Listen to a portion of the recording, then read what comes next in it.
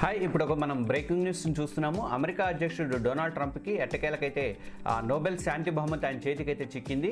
ఆమె వెనజులా విపక్ష నేత అయినటువంటి మరియా కొరీనా మచాడో ఆయనతో భేటీ అయిన తర్వాత తనకు వచ్చినటువంటి నోబెల్ ప్రైజ్ని ట్రంప్కి అందజేశారు. ఎందుకంటే తను ఎప్పటి నుంచో నోబెల్ బహుమతి కావాలని చెప్పేసి కోరుకుంటున్నాడు. నేను 8 యుద్ధాలు ఆపాను, 9 యుద్ధాలు ఆపాను, అందులో ఇండియా పాకిస్తాన్ యుద్ధం కూడా, ఆపరేషన్ సింధూర్ కూడా నేనే ఆపేశానని చెప్పేసి తెగ చెప్పుకున్నాడు. అయినప్పటికీ కూడా నోబెల్ బహుమతి ఇప్పటిదాకా కూడా తనకు బహుమతి అయితే ఇవ్వకుండా వెనజులా విపక్ష నేత మరియా కొరీనాకు ఇచ్చింది. దాంతో ఇప్పుడు ఆమె వెనజులాని ఆక్రమించిన తర్వాత ట్రంప్ బలగాలు అయితే వెళ్ళినాయి కదా, అమెరికా బలగాలు అయితే వెళ్ళినాయి కదా, ఇప్పుడు తమ దేశంలో శాంతిని నెలకొల్పడానికి కానీ తమ దేశాన్ని ఒక దారిలో పెట్టడానికి కానీ ట్రంప్కే అర్హత ఉంది. కాబట్టి ట్రంప్కి నేను ఈ బహుమతిని అయితే ఇస్తున్నానని చెప్పేసి మచాడో అయితే ప్రకటించారు. కానీ ఇక్కడ విచిత్రం ఏంటంటే ఎట్టి పరిస్థితుల్లో కూడా ఆయనకి ఇవ్వద్దు, ఎవరికి ఇచ్చినా కూడా అది బదిలీ అయితే కుదరదు అని చెప్పేసి ఆల్రెడీ ఇప్పటికే నోబెల్ కమిటీ కూడా ప్రకటించేసింది.